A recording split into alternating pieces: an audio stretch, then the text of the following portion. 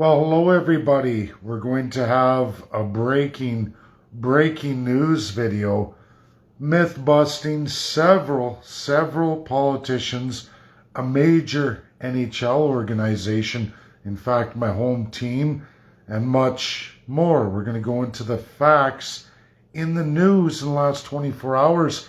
There's actually so much I can't even get it all, but I want to hit the absolute lying, cheating, thievingest politicians in the last 24 hours. It's getting so bad, folks. It's getting so bad across Canada. It's hard to even keep up. It's hard to keep up with the corruption. And as I see people logging on, I want to get into this. So it begins last night. Edmonton Oilers, the franchise, and they have in their midst an Indigenous woman from Enoch, a reserve well into now the boundaries of Edmonton, Alberta. I know the road that goes by that reserve, both sides, the secondary highway and the one which is the White Mud Drive, turns into 10th Avenue, goes all the way out to Stony Plain, where I grew up. And in fact, where the Michael Reserve used to be before it was disenfranchised. Municipalities took that reserve, all its land, and again, the government deregistered all of those First Peoples. See you later, goodbye. We don't need any reason to do it. We have the power of the province because we hold the property rights. That's what happened to the Michael Reserve. It happened before Russia and the other four victorious allies of World War II put an end to it in 1960. Unfortunately for the Michael Reserve, it wasn't done in time. They're not the only one. They're not the only one. Edmonton, Alberta, there is another,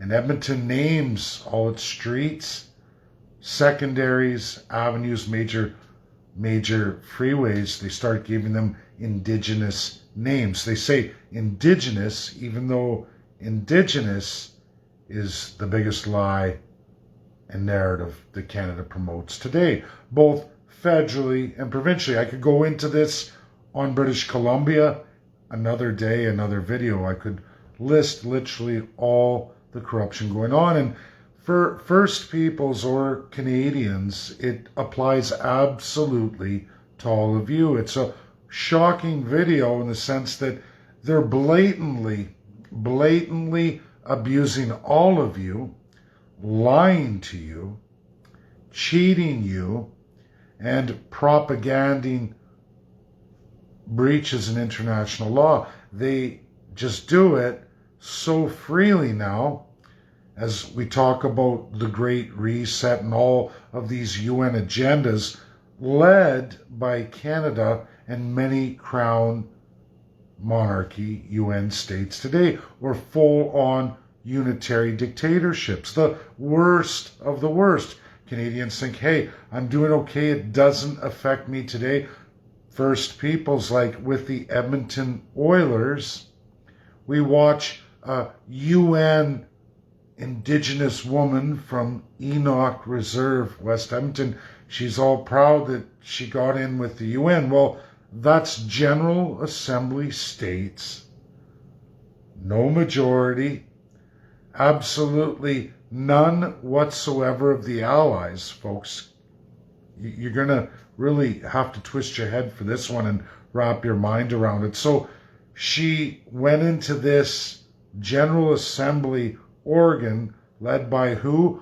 All of the Commonwealth. They sponsored her to bring forward UNDRIP and Indigenous, that you can be assimilated into subject under the Crown. Yes, you too, like the white papers and like everything ever tried against the First Peoples in Canadian history. Edmonton Oilers, my favorite NHL hockey team, got her up there last night's game just going off on all of it and how proud as punch she is that all Indigenous people in Canada can gravitate into subjectry. You can be under the crown and enjoy having First Nations names placed on roads, freeways, and crown lands occupied by municipalities where your people were thrown off. There's another First Nations group of all the Treaty Indians of Alberta that was thrown out of Edmonton. It was their land thrown out. Rexall enjoys that space. There's a whole bunch of city along the North Saskatchewan River that enjoys that space at somebody else's expense. How was it done? How could that happen? Well, it's easy. The provincial governments forever and a day hold on to all property rights, all of them. A majority of the Crown land in Alberta is provincial Crown land, the province of Alberta. Municipalities are all written all across Canada. Every single city, every single municipality is attached to the provincial Crown. Now, UNDRIP is vetoed, meaning, like Canada clearly shows you legally, you can go on the government website, what is the law in Canada? BC says it's UNDRIP. Edmonton Oilers apparently believe it's UNDRIP, and they're sponsoring privileged Crown sworn First Peoples. And this is the path forward for all First Peoples. Just give up literally what little you have left and become a subject. The best kind of white papers there is. Trudeau and Chrétien, they've been institutional in this design. They get better at it. The Commonwealth gets better at it as it keeps increasing its subjects. They keep increasing them. Slaves, modern slavery. You will own nothing and be happy. Folks, this isn't New World Order. This is Old World Order. All Europeans who came to North America to settle on lands, I can tell you, my family, both sides, whether we look at the Scots and the English or the Swedish and the Romanian, doesn't matter. None of them came from anything but a shire where they worked in a skill for a lord or baron or other crown narratives. That's the truth. They all had nothing. They came over here literally with nothing on the promise of land, a new start, a new world, which materialized post-World War II. But now these Commonwealth Crown countries are rising up under the royal family. They've been working at it tremendously hard since 1993. You can take all of these agendas, every single one, and you can chase their craftsmanship in the General Assembly to literally the constitutional monarchies, the body of mostly Commonwealth. You'll find they all originate there. Sure, UK brings it forward or uses one of their sworn colonial former states, still constitutionally bound to the United Kingdom. In fact, like Canada, giving their sovereignty in the preamble, all of the Canadian subjects and Indian savages, as is legally defined in Canada, not Indigenous, regardless of what a province tells you or a NHL hockey team tells you, legally you are an Indian under the Indian Act 1876. I suggest people read that, Canadians and First Peoples alike, because that is the legality of how they rule over you.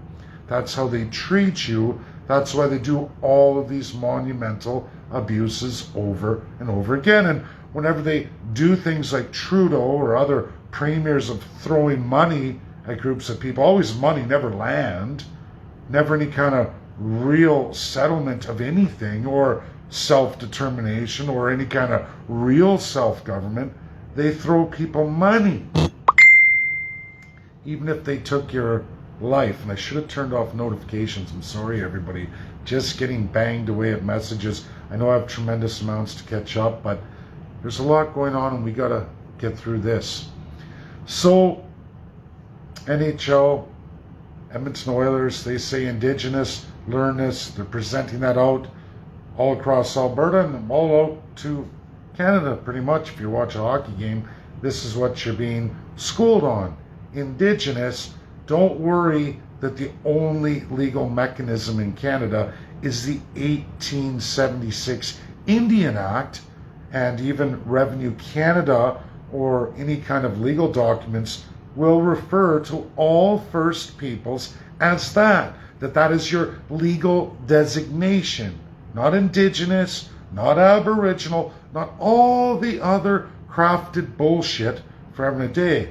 And if it was any of these things, don't you think that the Indian Act would be scrapped in its entirety, in all of its entirety? Why does it still remain unamended? Well, that's easy. It's called savages or subjects. If you're going to remain a savage, legally, we're going to crush you until you become a subject. If you want to be Indigenous, give up all of that and become a slave like everybody else. Everybody else. Except that the Crown owns literally 90% of Canada. It's more than that, actually, folks. I'm sorry. When you take military installations, green spaces, parks, provincial, federal, becomes a hell of a lot more than that. Now, which brings me to the second major topic here. So, Doug Ford, fat, corrupt, lying Doug Ford, does it all the time. I think a lot of people out in Ontario were kind of waking up to the idea that Doug Ford is a scam, a Liberal scam, like Wynne before him and all the rest. Doesn't matter, NDP, Liberal, Ontario has it bad. And I'm gonna tell you why, and so does Quebec in another video, but we're gonna focus on Ontario right now. So Ontario, massive, large province. It was redesigned many years ago upon the Alberta-Saskatchewan Acts of the Constitution, bringing them into Confederation way back in 1905, and then Saskatchewan just after it, same time period. But it amended the Northwest Territory, and in that amendment, Ontario became huge. It became huge. A tremendous amount of land, even for all the First Peoples and the 15.4 million Canadians that reside there today. Even though you're a massive amount of Canada's population, condensed in a little area of the old boundaries largely, a few little splinter cell communities, the reality is 89% of that province is not available to any of you. You're a tremendous amount of population. What does that do? Well, it drives property prices through the roof for literal shitholes. Shitholes. Drives it through the roof. People say, oh, taxes, they're doing this, they're giving back that. Well, not when you're overinflated on places that shouldn't be that astronomical. Then the government federally helps up say, hey, we're going to keep cranking up interest rates to drop the housing prices. So, folks, you're all smart, right? If a house is $1.5 million and interest rates are 1%, is that better or worse than houses $650,000, same $1.5 million unit, with a 7 or 8% interest rate? Reality is they're still the same. All you're doing is transferring who can buy a place and who can't. The same folks are buying the places. Big news across Ontario today is to show how many foreign people bought places upon the announcement. 40% of all sales in Ontario as of today went to foreign buyers, right? That last ditch window. Foreigners are buying them up, right? Because who cares, right? You go bankrupt in Canada, it's okay. If your revenue stream fails, because it's a foreign business, that failure goes upon the subjects of Canada. Yeah, your corporate bankruptcy goes onto the public debt of Canadians. Sweet deal, eh? Only in Canada where you have subjects. Slaves must always pay. Now, Doug Ford releases all these green ecological spaces, government protected wetlands, government parks.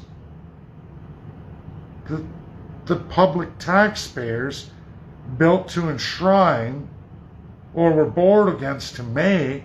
The government said, hey, we're going to protect these areas. We're going to protect this wildlife. Oh, we're going to go chop into that because taxpayers already paid the bill. We won't. We will never, ever give our crown lands because we can't make settlements with the savages. We're trying to convert them into indigenous.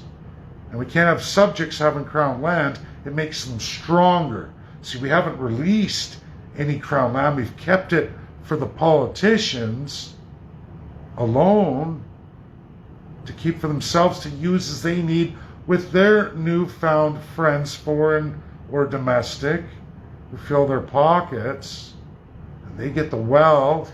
And again, if it doesn't work out, you, the subjects, pay to clean it up. Good deal, right? Hey, you better be good. Maybe you get a job. Right? You might be lucky and get a lower paying job for a hyperinflated piece of property, right? Beyond all measure of the United States of America. And there are some tremendous cities in the United States, way bigger than Toronto. I mean, Toronto's there. A lot of the GTA communities are comparable in some sorts, but the prices are astronomical even still. They won't release the 89% of Ontario that they redrew out of the Northwest Territories, took it for Ontario, massive province. They won't release any of that to any of the Ontario citizens, again 15.4 million, or any of the First Peoples, because the Ontario government would have to release it as private property to the people of Ontario, and they would also have to do a settlement. Whatever they release to the people of Ontario, they would also have to settle with all the First Peoples. Well, it seems easy, right? Well, what government wouldn't do that? Well, a government that clearly owns it all and gets to lie, cheat, and steal and fill their pockets and keep you all as subjects and savages. That's the provincial way. They don't want to open up the Crown lands because that would mean opening up Section 58 of the federal constitution, which is the right of any premier to codify a provincial constitution for all of you. Yeah, Doug Ford could release the First Peoples and give them massive lands and release massive lands for Canadians. But, oh wait, there's no money in that. And oh, geez, the people won't need the government as much. Can you imagine if all the people of Ontario had a massive flood of private property? Oh geez, what would they do? Well, they would get to work. They would develop on their own. Well, that's not good for the government's allies and wealthy first class. That actually takes away from them. What's going to happen to the overinflated cities? What's going to happen? Well, people won't be paying anymore. Oh no. See the problem here? That's massive corruption, number one. And they got the Green, NDP, and Conservatives and Liberals all fighting over this, but it's a trick, see? They try to tell you, oh, massive environmental damage, but nobody, and I repeat, nobody is talking about the massive amounts of provincial Crown land in Ontario. We're not talking little, we're talking massive amounts that can easily be converted over. And people, I can tell you, my parents, I was born in Peace River, Alberta. Here you are in Ontario. I'm here in the GTA. I'm down here where literally 49th parallel. I'm below that. And where I hail from and where I was born is up here, 1,500 feet above sea level. Cold, blowy, way north in close to tundra Arctic territory, really. Very short season. They said that too, that nothing is going to grow there. This was way back in the early 1900s, turn of the century. Nothing is going to grow there. They released lands. My father purchased one of those as private property, my mother, and that's where they started, and they farmed like all the neighbors. I have many friends still in Peace River who are still farming, whether that's grain, cereals, canola, potatoes, wheats, goes on and on, or cattle, all of it. And the animals live and eat, and great hunting there, tons of wildlife, like nowhere else in the East. You won't see that kind of wildlife in that massive number anywhere in Ontario or Quebec. You won't see it. Explain that. So it's a lie. It's a government lie because they need to own you. They need to be that old world. That's a constitutional monarchy. They don't want to enshrine these things. They don't want any powers of the people. They don't want real property rights. Because Doug Ford, if he opens that Crown land up, he would have to cement a pile of civil and human rights, which brings me to the next major topic in the news, and that's one Premier Danielle Smith. So all those unvaccinated folks, she promised you, she got elected, she was going to open up the human rights code in Alberta. Uh-oh. That's Section 92. That's right there with property rights. Power of the province to codify a constitution. Oops, Danielle Smith got my Constitutional Conventions Act. She's got all this info. And oops, I crossed over into writing a provincial constitution when I blurped my fat fucking mouth off about human rights. And specifically, we're talking about health and body autonomy, meaning the individual having the right to their own body and their own choices. I mean, not being forced vaccinated, not being locked down, not being put on medical experiments, which has been done in the province of Alberta many times to many Albertans in different groups, many times in absolute human rights violations. So when Danielle Smith said the unvaccinated's the worst thing she's ever seen, well, that's a lie too, because Alberta's had tremendously worse experimentations, just like Nazi Germany. And why, Canadians? Why, Albertans? Because that Nazi system was a constitutional monarchy of its time. Hitler took chancellor, same as governor general, same design as Canada of the time. Hitler did that. He knew to go for the chancellor, which is governor general. You have the military, the justice system, all the regional lieutenant governors. These terms exist in the United States, but those definitions are not even remotely the same, not even close. A lot of Americans don't realize this. The same is true for Russia. Russia and USA, very similar in that respect. They're both minusing the crown, and they don't give these astronomical executive crown divine powers to anybody in any constitutions, statewide or regional wide for Russia, or in the federals. Either of them, they don't do that. That is contrary to what they are. It's contrary. It's contrary to humanity. It's contrary to human rights, which are found in the civil rights under the province. So when Danielle Smith said body autonomy, I'm going to open up human rights in Alberta and promise this will never happen again. She recanted. Why did she recant? Well, folks, she would have to open up provincial constitutionalism. Property rights, water rights, civil rights, human rights. We can go on. The list is massive. Massive. I'm just giving you the highest, most important ones that we don't have. Unlike a lot of other countries, we don't have these things. Danielle Smith backflipped, is done, not going to do it, folks. She's a liar, like they all are. They're crown-loving subjugators, divine in their own right, filling their pockets with their special interest groups who got them there. A divine first-class peoples, high second class, who want to keep you all down.